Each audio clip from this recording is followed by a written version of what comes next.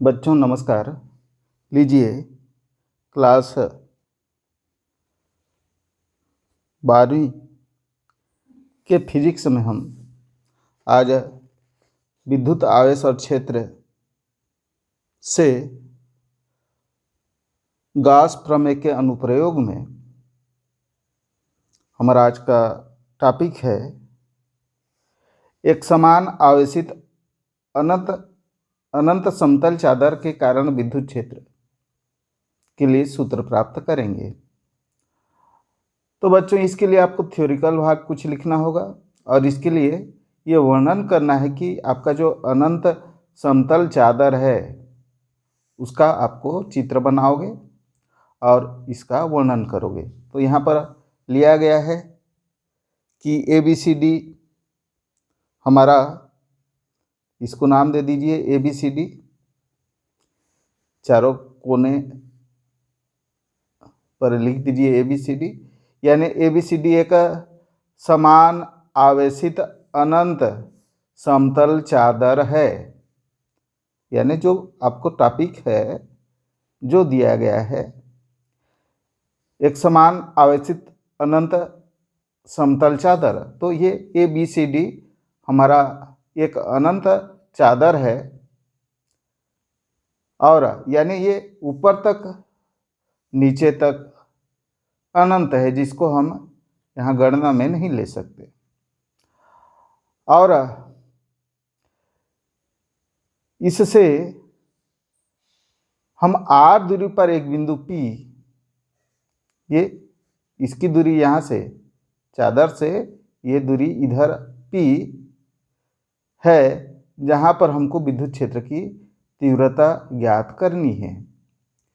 ये हो गया हमारा वर्णन का पहला भाग।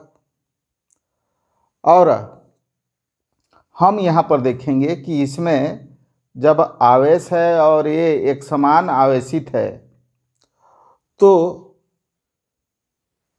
इसके कारण, इस आवेशित चादर के कारण इस P बिंदु पर विद्युत क्षेत्र की दिशा क्या होगी? इधर होगी। इसको आप कहीं दो जगह पर आप चुनोगे, दो जगह पर, तो यहाँ पर उनके घटक जो है ये अभिलंबवत घटक निरस्त हो जाएंगे। ये केवल इस दिशा में बचेगा, जिसको हम इसके पूर्व के वीडियो में समझाए हैं।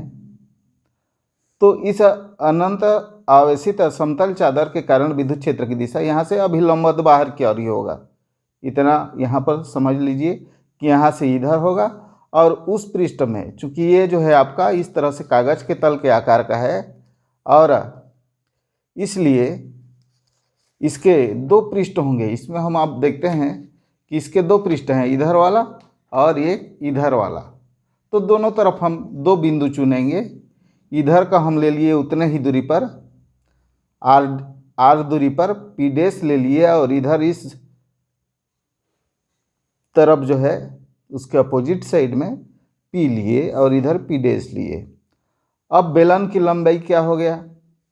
R इधर पीछे के साइड में और सामने के साइड में R, 2R लंबाई का हमारा बेलन हो गया। और इसको हम P और P डैश को अक्ष मान करके 2R लंबाई का एक बेलन की रचना किए। इसको हम मिला दिए, P और P डैश को मिला दिए, ये इसको अक्ष मान लिए और इसको मिला करके एक बेलन की रचना किए। अब इसमें बेलन के प्रत्येक वृत्तीय पृष्ठ का क्षेत्रफल, यहाँ पर ये बेलन का वृत्तीय पृष्ठ है, यहाँ पर एक और ये दूसरा, इसका क्षेत्रफल यहाँ पर लिख दीजिए वर्णन में। बेलन का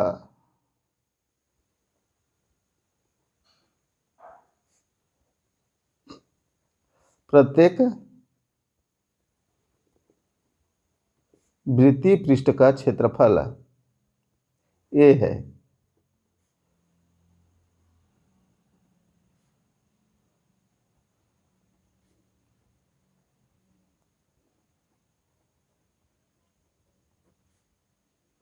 A है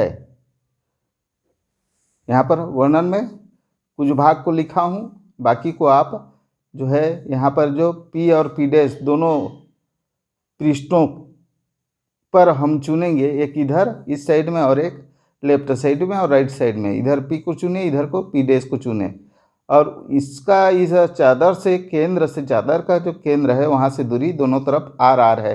तो 2R लंबाई का एक बेलन हम यहाँ पर निर्मित किए, और इसमें ये हमारे दो वृत्तीय पृष्ठ है, और इसमें जो बेलन का बना इस तरह से ये वक्री पृष्ठ है। तो वक्री पृष्ठ को देखेंगे आप, वक्री पृष्ठ इस तरह से पड़ रहा है। ये क्षेत्र के, विद्युत क्षेत्र के इधर का हम देखें तो ये यहाँ पर इसके समांतर है। वृत्तीय पृष्ठ यहाँ पर देखेंगे ये ऐसे होगा, आपका यहाँ पर कटान है, काटोगे छड़ को तो इधर ये वृत्तीय पृष्ठ है, जो क्या है यहाँ पर 90 का कोण ये बनाएगा। चूंकि ये विद्युत क्षेत्र को इस तरह से काटेगा तो ये 90 का कोण बनेगा, और ये पीछे वाला भी 90 का कोण बनाएगा, जबकि इसका वक्री पृष्ठ यहाँ पर हम देखते हैं वक्री पृष्ठ क्षेत्र के समांतर होगा। इसकी दिशा इधर की और होगी, ई की दिशा इसकी, यहाँ से उस साइड में दूसरे तरफ का जो बनेगा ई का दिशा यहाँ पर इधर होगा और सामने का इधर हुआ। और इस तरह से वृत्तीय पृष्ठ का क्षेत्रफल हम लिए वक्री पृष्ठ आपका यहाँ पर इस आवेश के विद्युत क्षेत्र के समांतर है, इसलिए वहाँ पर हमारा कोई फ्लक्स नहीं होगा। यहाँ पर उसको लिख देते हैं, बेलन का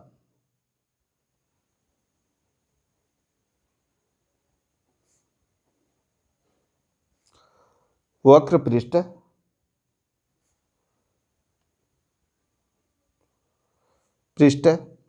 विद्युत क्षेत्र के समांतर है।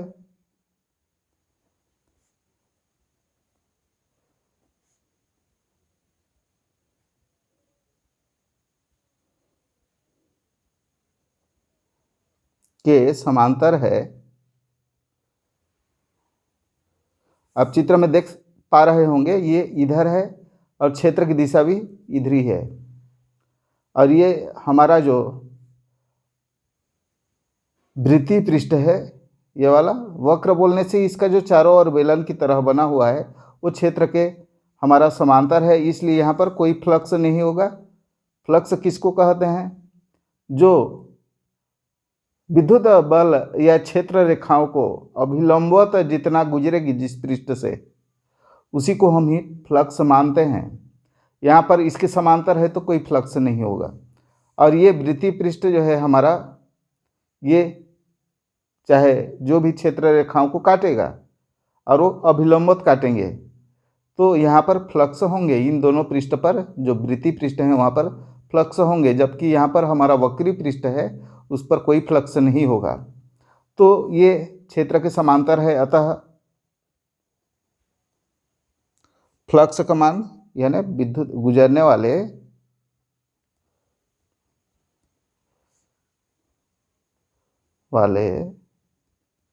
यहाँ पर लिखना है, अतः उससे लिखना था, उससे गुजरने वाले विद्युत फ्लक्स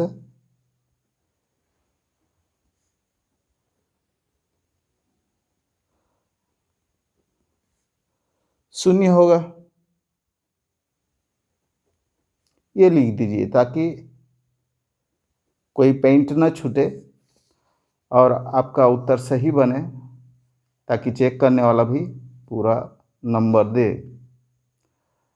और ये हो गया आपका वक्र पृष्ठ का वर्णन हो गया, तो ये तो शून्य हो गया, कोई फ्लक्स नहीं है।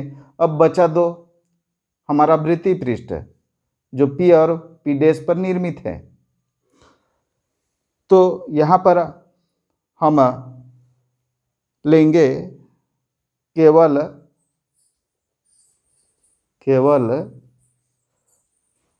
वृत्तीय सिरे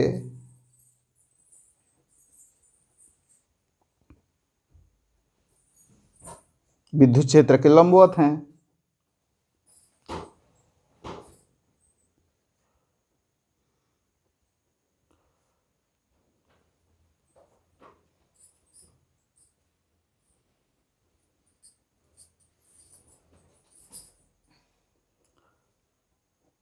ये दोनों लंबवत हैं, यहाँ पर ये वृत्तीय वाला और ये इस क्षेत्र को जो काटेगा। मान लो इस तरह से कलम है तो इसको इधर से काटोगे तो आपका ये पृष्ठ जो रहेगा, इधर से आप देखोगे तो पृष्ठ जो है इसके अभिलंबत इसको काटेगा।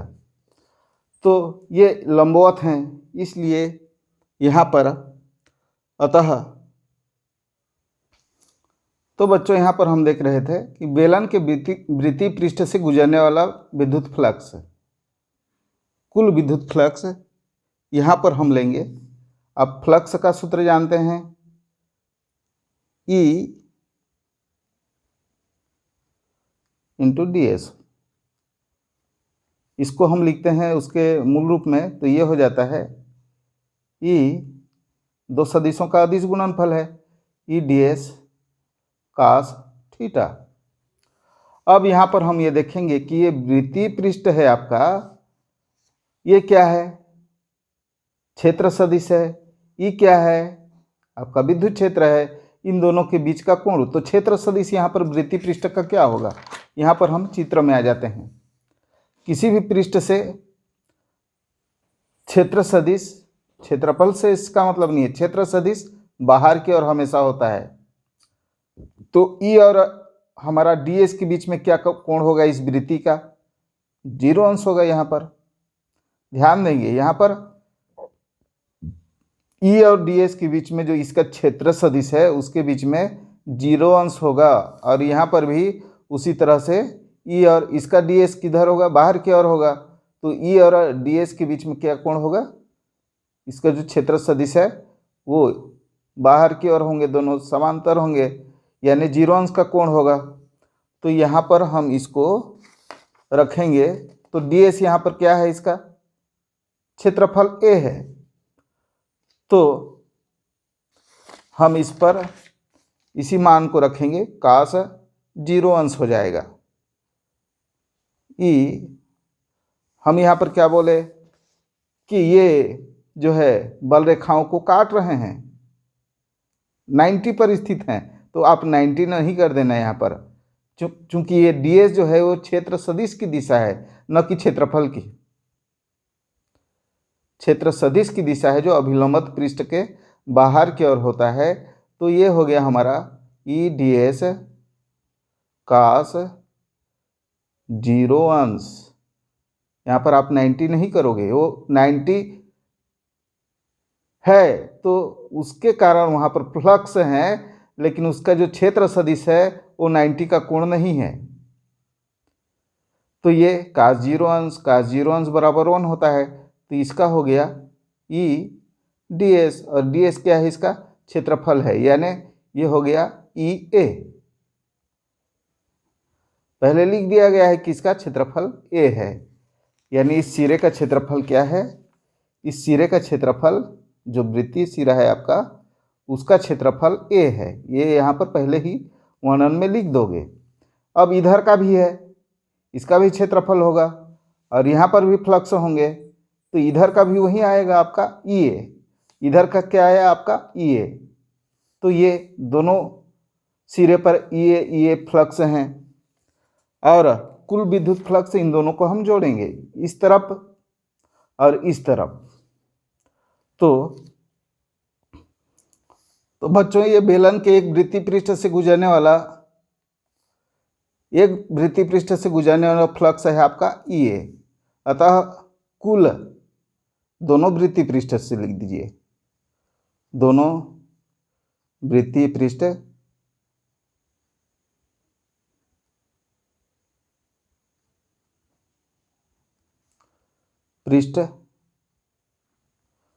पर कुल फ्लक्स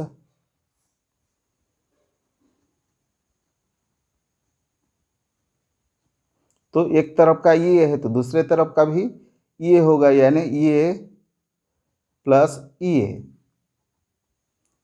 जहाँ ई विद्युत क्षेत्र है और ए उसका क्षेत्रफल है। तो ये हो गया आपका 2EA। यहाँ तक आपको समझ आया होगा। अब गॉस का प्रमेय यहाँ पर लगाएंगे, किंतु सभी में वही होगा, जो आप गणना से निकालोगे उसकी तुलना गास के प्रमेय से करोगे। किंतु हम जानते हैं, किंतु हमें ज्ञात है, या गास प्रमेय से हमें ज्ञात है, गॉस प्रमेय से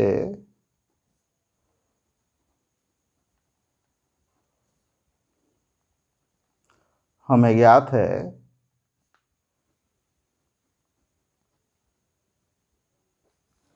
कि आपका फाई ई, ये क्या है आपका, ये फाई ई है, फ्लक्स का मान है। पहले का फाई ई बराबर आ गया था 2EA, और फाई गास प्रमेय कहता है कि वहाँ पर यदि आवेश Q है तो वहाँ पर फ्लक्स संख्या Q अपान एप्सिलॉन नॉट होता है। तो बच्चों ये आप देखिए, ये लेफ्ट साइड बराबर है, वही है प्रमेय, तो ये गणना जो हम लाए हैं ये इसके बराबर होना चाहिए। तो समीकरण 1 कर दीजिए, इसको 2 कर दीजिए। अतः समीकरण 1 और 2 से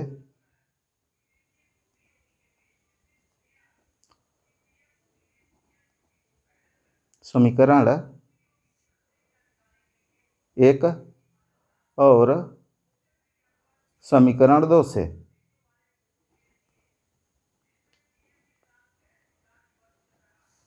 तो हम यहाँ पर लिख देते हैं Q अपान एप्सिलॉन नॉट इक्वल टू होगा 2EA। अब हमको क्या प्राप्त करना है, E का मान प्राप्त करना है। यहाँ पर आपको एक इस Q के लिए भी आपको इसको बदलना है, क्योंकि ये हमारा जो चित्र है ये पृष्ठीय आवेश, पृष्ठ के लिए आवेश है, पृष्ठ पर आवेश है, इसलिए पृष्ठीय आवेश घनत्व आप यहाँ पर रखोगे, वहाँ से Q का मान प्राप्त करोगे। जैसे कि अनंत लंबाई के तार के कारण निकाले थे, तो उसमें हम लिए थे रैखिक आवेश घनत्व लिए थे। तो यहाँ पर आपको लेना है पृष्ठीय आवेश घनत्व। चलिए उसको हम यहाँ पर लिख देते हैं। अब यहाँ पर लिख दीजिए। अब चूंकि पृष्ठीय आवेश घनत्व, पृष्ठीय आवेश घनत्व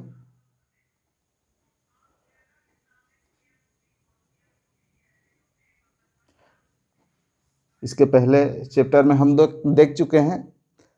पृष्ठीय आवेश घनत्व को हम यहाँ पर प्रदर्शित करते हैं सिग्मा से, रैखिक आवेश घनत्व को हम लेम्डा से प्रदर्शित किए। तो यहाँ पर उसको आपको याद रखना है।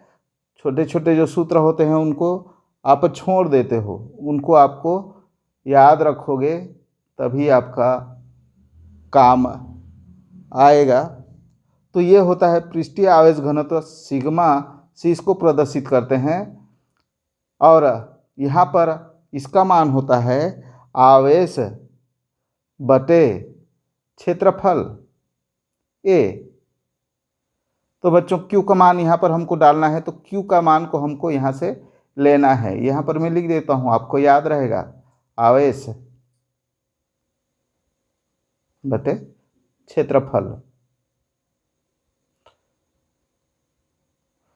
तो बच्चों इसको पक्षांतर कर दीजिए, इसलिए Q इक्वल टू, ये इधर हर में है यानी भाग में है तो इधर जाके गुणा होगा, सिग्मा इंटू A।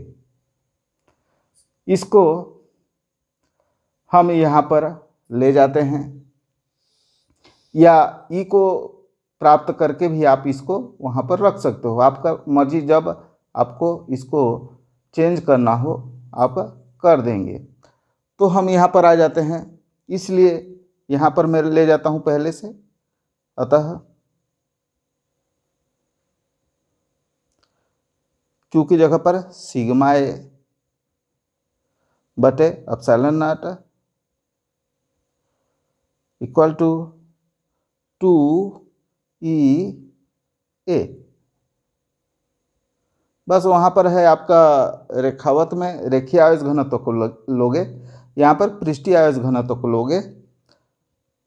अब बच्चों हम यहाँ पर जो है ई का मान प्राप्त करेंगे, तो 2 और ए को इधर ले आना आप। अब यहाँ पर चूंकि दोनों पक्ष में ए है, चलिए यहाँ यहीं पर निरस्त कर देते हैं, दिक्कत नहीं होना चाहिए सबको। या तो इधर ला करके हर में लाओगे और फिर काटोगे तो भी चलेगा, तो यहीं से हम निरस्त कर देते हैं। दोनों पक्ष में ए है, यानी दोनों पक्ष को ए से भाग दोगे तो क्या होगा, ए निरस्त हो जाएगा, कट जाएगा। अब बचा हमारा इधर, इधर क्या बच गया है, सिग्मा बटे एप्सिलॉन नॉट बराबर 2e। अब इसलिए E इक्वल टू हो जाएगा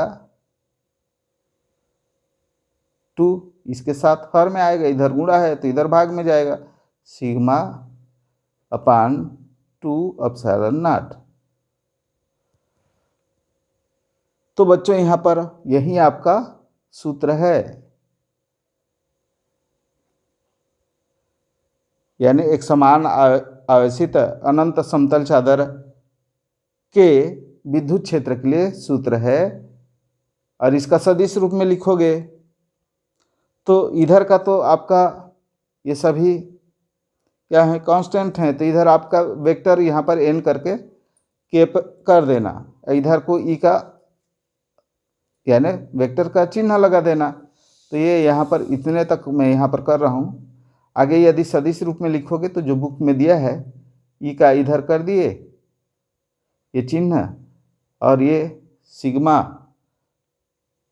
अपान 2 एप्सिलॉन नॉट, और ये इसको सदिश बनाने के लिए केप से गुणा कर दिए, तब ये सदिश बनेगा, क्योंकि ये सब कांस्टेंट हैं, नहीं तो ठीक है। तो बच्चों आशा करता हूँ आपको समझ आया होगा, और समझ आया है तो प्लीज़ सब्सक्राइब कर लीजिए और बेल आइकन को भी एक्टिव कर लीजिए, और साथ ही अन्य बच्चों के पास शेयर भी कीजिए।